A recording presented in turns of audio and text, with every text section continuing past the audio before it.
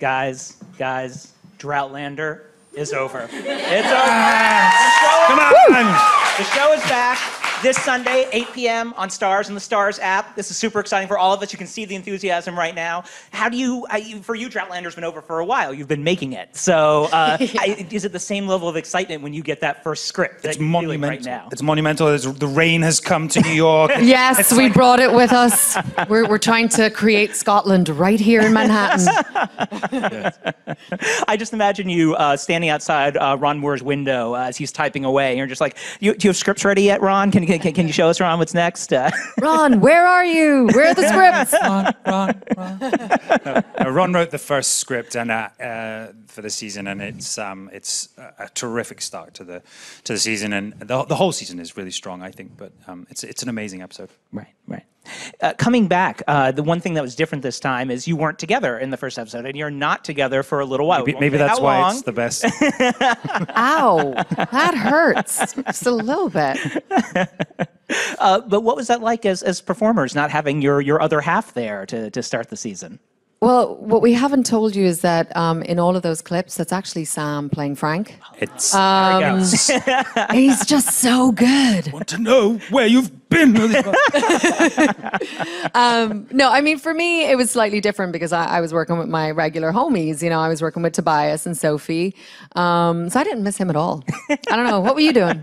No, It was, no, the first episode, you know, we do say goodbye to a lot of our regular characters, and it's very, you know, it's the beginning. It's a new beginning for the show. We obviously end up in Jamaica, which we were shooting in South Africa, and there's a lot of new faces and a new look to the show. But yeah, the first few episodes are very sad, and there's it was hard to say goodbye to a lot of our favorite people. Right. You were joking about it before, but I mean, how closely were you sort of following the idea of Jamie and Claire being separated? I mean, did you stay away from Sam on set? Did you make a point of like doing the wedding day thing of not seeing your husband?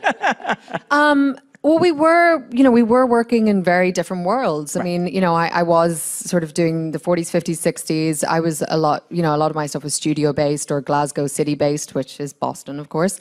And Sam's stuff, they were out in fields that were, where was it? Like Took, I think. It was really wet and mucky. So we didn't see a lot of each other. I mean, we did shoot a little bit out of sequence, so it wasn't like we were separated completely and then we started with the reunion. But it did feel like, you know, there would be a couple of times we'd run into each other and we're like, oh my God, like, what have you been doing? Like, how are you? So it was really nice when we finally got to get into the proper gritty stuff, meaty. Yeah. Steamy stuff. What did you discover about yourselves as characters and performers, maybe being separated, having to sort of build your own life in this way as your character? Were there different aspects of your performance you hadn't considered before? I mean, I think both of us definitely feel our characters are very different in the beginning of the season. Claire, for sure, you know, she's somebody who's lost a part of herself. I mean, she's had to put a huge part of herself to one side, and you know, she's someone who's very sexually liberated and very passionate, and that part of her is gone for the best part of 20 years, and that has to have an effect on how you carry yourself, how you interact with people. I mean, she's also a professional doctor, so there's an authority to her, and I also think a slight rigidness to her in the beginning of the season. But I'm pretty sure that when she reunites with Jamie, that those layers kind of fall away and she becomes that free and loose woman that she always has been. Yeah, she can't hold herself back. No. But it's well, I mean, there is an energy and a life to the two of them when they're together, and I think so when they're apart.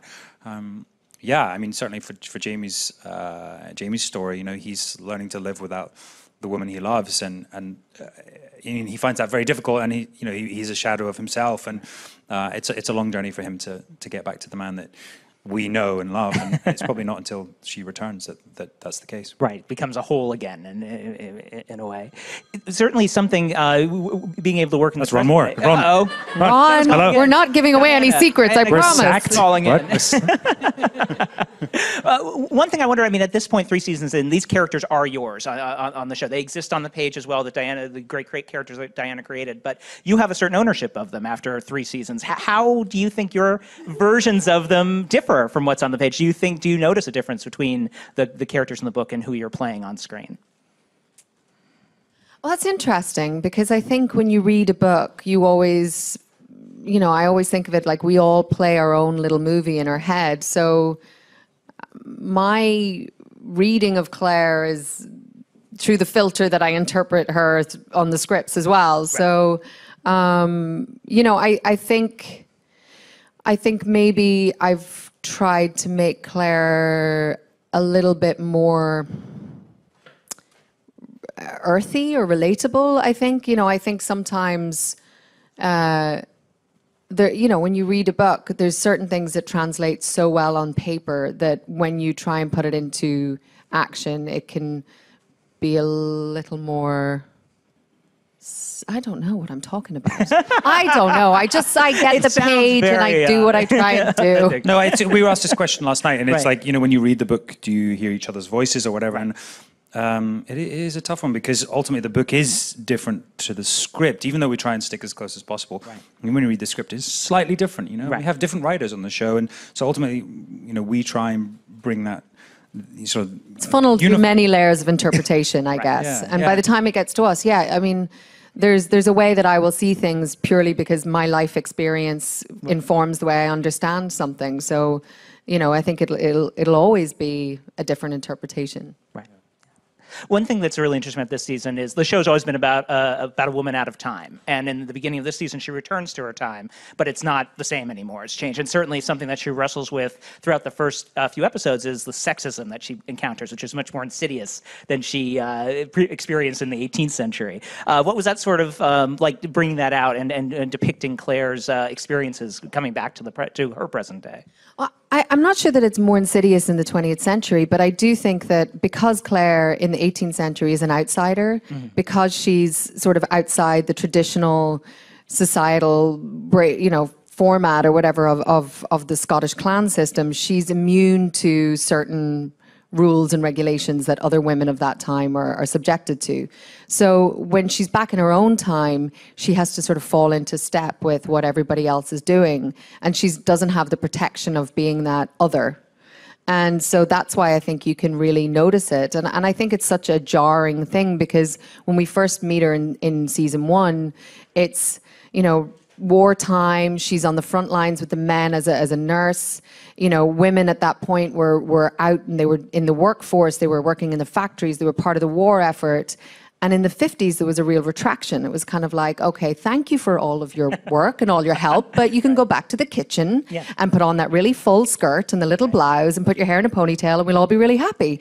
And I think that was really difficult for women. And I think that it's really nice that you see that play out. But I love, I think it's in some of the clips, and I hope I'm not spoiling anything, but there's a scene where Frank's boss really tries to put her in her place. Right. And I love because it's like, that's the moment she decided to go to medical school. Mm-hmm. And it's for her, it's fuel. When somebody tries to do that and stop her and kind of belittle her, she takes that and she turns it into ammunition to kind of be like, right, I'm going to go do something really special. Yeah. It's funny because there's actually more freedom for her in the 1700s. Right. Yeah, we should say it wasn't an easy time for women in the 1700s in Scotland. No. But in some ways, she did have that is more freedoms in some ways. Yeah, back in the past. The other thing, I mean, certainly in the present day, we see her being very assertive about her body and sex. And I feel like we should dim the lights and put on the Barry White at this point as we're moving into the sex discussion. But she is very assertive in the present day, and it surprises some of the people she's with, and also for Sam, some of the women in the past that Jamie encounters are also very sort of what they want from him. So in terms of that aspect, it feels like it shouldn't be revolutionary in the modern day to have a show about a woman who. I know, it seems like everyone's really surprised that women like sex. I don't know, how have children been created for eons if women hated sex so much? I don't know. Should we do a poll? Do women hate sex that much? Raise your hands now. One of the things that's been added this season is more female directors to the show. Do you notice a difference in the way they choreograph the sex, or just any scene in general, things that they pick up on that make it slightly different? No, you know what? No. Happily, it's so individual. Right. And I think that's something that there should be more female directors purely because it should represent the population distribution, Right. you know. But no, there's some women are very sensitive and come from a much sort of more romantic viewpoint, but then some of our male directors have been more like that. Some of our female directors are much more technical and you know, it just runs the gambit, and that's how it should be. You know, it's not, oh, you're women, you're going to look at it exactly this way. No, there's very many different opinions and different aspects to it all. It's about the right person for the job, and I think we've got the right people for the job, and you know, it is fun to work with different directors. But the first few, actually, we have Brendan, you know, who was it was kind of nice to start with him, and but then we had a real sort of mixed group of directors, and I feel like each one brings something different to the show. Right. And it's amazing, you know, I would say one of our greatest action directors was Anna Forrester. Right. Who also was able to handle really sensitive material very beautifully. But one of our most sensitive, I think, romantic directors was Metin. So it, wonderful. you know, I think you know, I love and I love that Meryl Davis really fought hard to try and get as many female directors as possible. But also, I love that it's not. It doesn't become a cliche that it's like, oh, the women are good at this thing and the men are good at this. No, it's great to see that there's such variety among everybody. I think the show has this strength, you know, and sensitivity, and I think that's really important. You know, it's not a show for women. It's for everyone. It's got so much more to it. We need more men. Come on. There's some here today, though, which I'm very excited about. Hi. There's a couple guys in the audience. Hey! I will say for audiences of both sexes, Sam, your butt gets a pretty good workout in a lot of the episodes this season. So my butt's getting a complex, by the way. Your butt does well too. I mean, yeah, there's a bit of butt. The other thing that was picked up last season, we saw that beautiful episode where Claire lost Faith, her child, with Jamie. And in that moment, it was told from her perspective because it was her loss. And then we raced to the end of the season with all the other events. I think this season we really see how that loss impacted Jamie and the loss of Brianna as well. Sam, what can you talk about in terms of fatherhood for Jamie this season, and how he sort of thinks about it, and what being a parent in his head after suffering these losses? Yeah, I think that's. Trying to talk around spoilers here, but Sure. he obviously it greatly affected him, and you know, a father can never quite experience it the same way that a mother can, or that Claire does. But he does greatly regret that, and then to lose Brianna is a tragedy for him. So he's lost his whole life, and to rebuild that takes some time. And then, without giving away too much, he maybe finds something else to put his life into. But again, it's never runs smoothly for him. It's something that he's always wanted, and I think it's something that he yearns for, and it's a part of him that's incomplete. Right. Neither of you have children yourselves, but were there parts you drew on growing up, your memories of being a child, that you wanted to bring into your portrayal of parenthood, or thoughts about being a mother and father? Yeah, I mean, I think you steal from every moment in your life you can, or, you know, I come from a very big family. Pretty much all my siblings have kids at this point, so I'm an aunt to 11, 12 kids. So yeah, I think you just try and draw on all of those experiences that you have or that you've witnessed. Yeah, I mean, in Jamie's case, it's a very lonely season for him for a while, and I think it's about companionship and about him wanting to nurture something. And I think, yeah, it's very sad that he doesn't get to do that. I do want to talk about your co-star Tobias Menzies, who is It's me. Oh, yes, right here. You can put on your other face now. Thank you.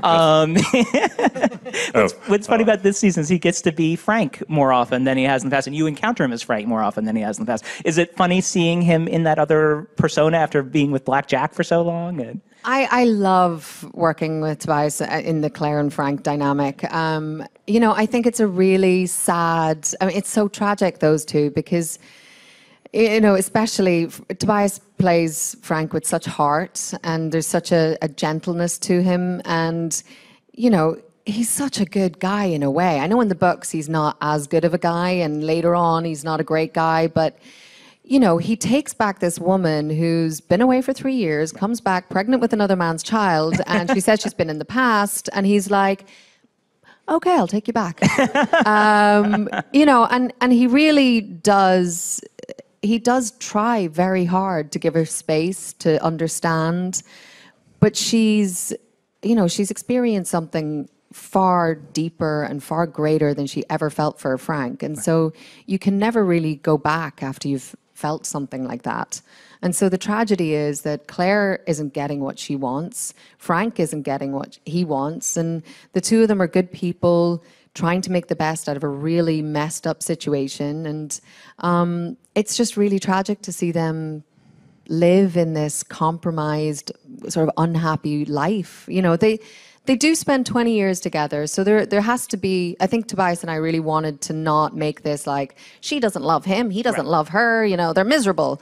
I don't think you two people would spend 20 years together if that was the case. I don't think Claire would spend 20 years with someone if that was the case. So, you know, I love that it's not just all Frank chasing Claire. Right.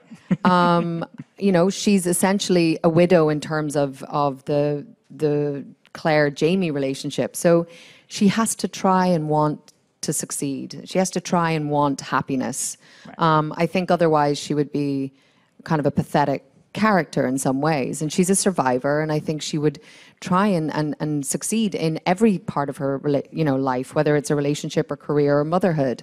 But the tragedy is that she never is able to replicate or match what she once felt. So, but he's wonderful in this role, and it was great to work with him so much. He really, without giving away any other sort of spoilers, but he kind of, there's a moment, and you have to watch out for it, but he really beautifully ties, actually, I think the two characters, Blackjack and Frank, there's just a moment that he ties the two together. Ooh. I'm going to ask you about that moment later. Well, we shall talk about it. If you see it in the episodes, tweet at us, and we'll figure it out. Tweet at Sam, and he'll tell you if you're right or not. Yeah. Which scene was it? So, Sam, I don't know if people know this, but we have a superhero in our midst. Kind of, Sam played Batman, The Dark Knight, in a Batman Live stage show. I don't know if you had seen this before, but I want to confirm. They made a tartan Lego Batman. And I want to confirm or deny if this is modeled after you. No, that's me. Is that you? Okay. Yeah. Let's put it up and take a look. It's actually to scale as well. We should take the helmet off and see, that is because epic. I really wanted to know. I should say the lightsaber doesn't come with it. That was my daughter's edition, because obviously you need a lightsaber Why when is you're he backwards? He's always looking over his shoulders. He's amazing. Yeah, that's exactly how I played it. Actually. Right. Is that what you really did? Is that your... Yes. I tried to put elements of Batman in Jamie Fraser as much as possible. More than you'd know. Sometimes he's like... It's a spoiler, but I do wear a mask in most of the season.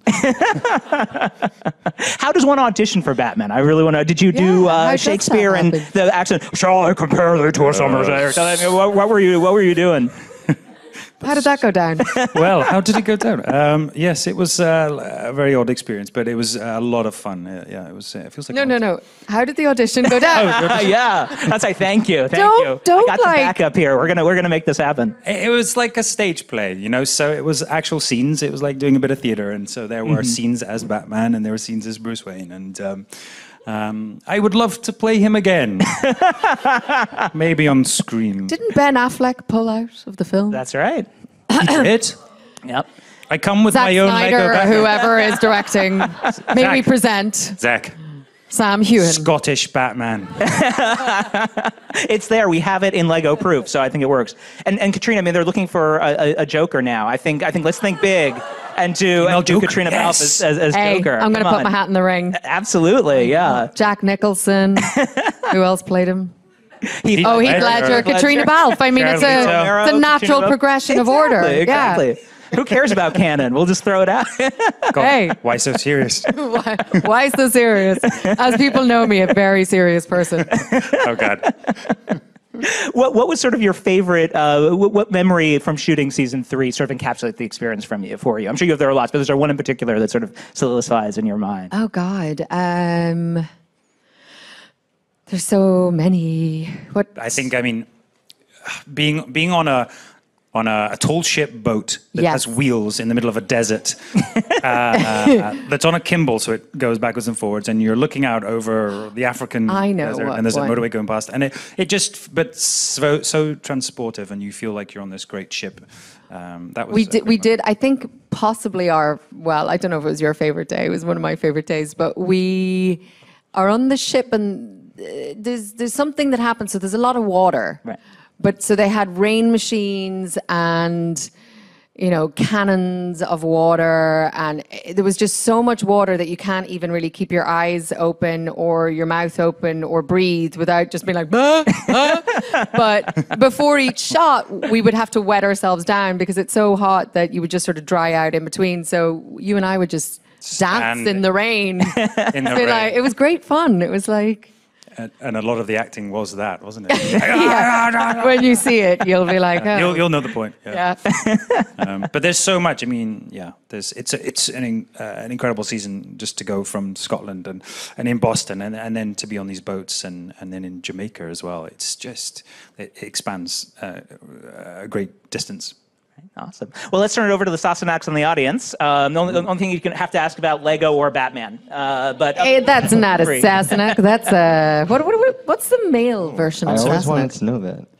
Well, it's the same thing, but maybe we could make up a name for them. Not. Oh, I don't know. I think you have to, since it's your tagline. I'm a huge fan of the show. I think it's absolutely amazing. And there are so many dramatic scenes in the show, like really intense scenes. I was wondering, in the first 2 seasons, for each of you, which scene was the most intense, maybe emotionally, to film? I mean, probably Faith, but I think also the last scene at the Stones. I think that's probably another massive one. Yeah, that was good. I mean, obviously the end of season 1 was huge. It was a very intense, weird kind of period, but it was, amazing to be given a chance to go to these dark places. But this season, maybe isn't as dark, but it certainly gave us a lot of acting challenges, and that's what the great joy of this show. I think that we do get given these wonderful pieces of theatre or drama. Excellent. Hi guys, I'm a big fan of the show and the books. I was just gonna ask you, going to South Africa and being on the Black Sails film set and everything, what was your favorite memory of either day or, as you guys just said, the day, but just favorite overall memory or experience that you had? There was a lot of pirate acting going on from both of us. Well, there's a thing where they have a gimbal, which is makes the set kind of tilt from side to side. But our sound man, it's commonly said on set that he would hear a mouse pass wind on Mars.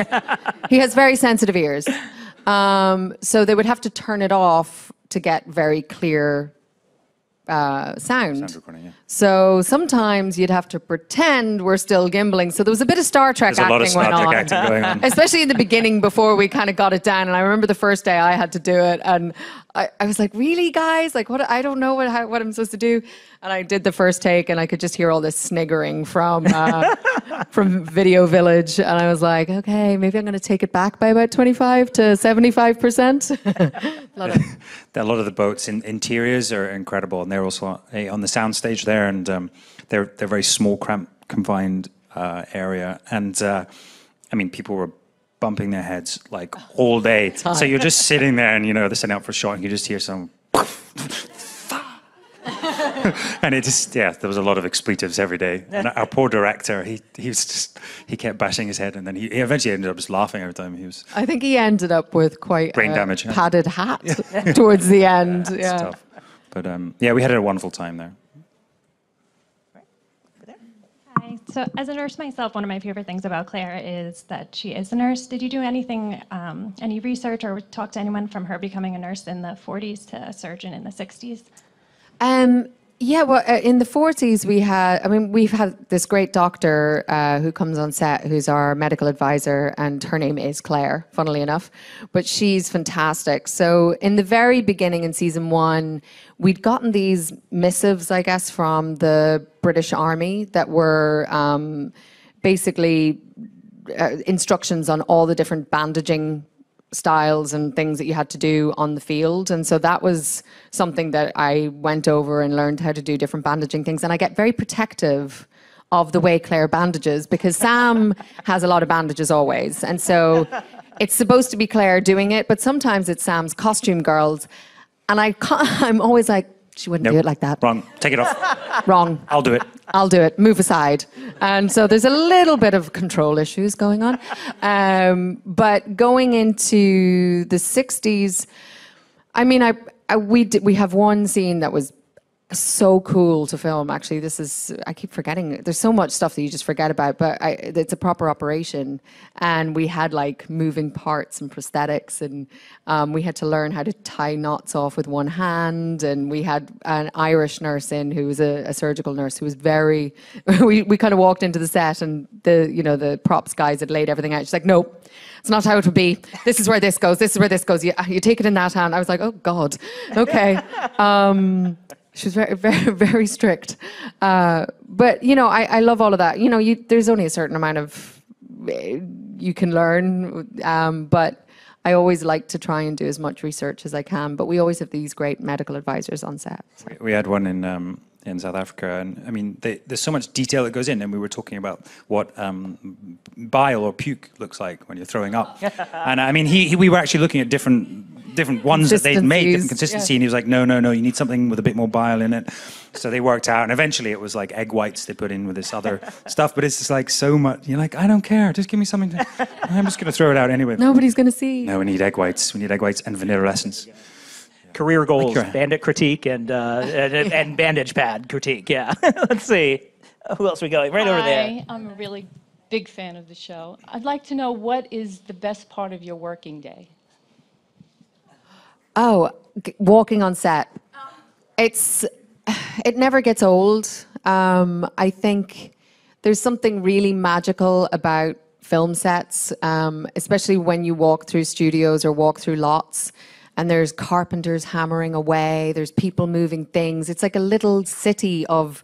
It always reminds me of Fraggle Rock. I don't know if people know that. Like, there's just so much stuff going on, and I think if you've dreamed of being an actor since you were a kid, that little butterfly in your stomach of when you're walking through and there's so much activity, and you're like, I get to do this for a living. I think that's always the highlight, and then it steadily goes downhill all day. That's true. After like the 12th take. You're like, hi, good morning, everybody. I hate you all. We're still doing this scene. No, but there's always, especially, we said in 1 and 2, the seasons, in Scotland, there's always a moment where you're just looking out on location and you're just like, wow. And I think on this season especially, I mean, there was one day we were shooting on a beach in South Africa, and there were dolphins in the water next to us, maybe a few hundred feet away, and they were like trying to attract our attention the whole day.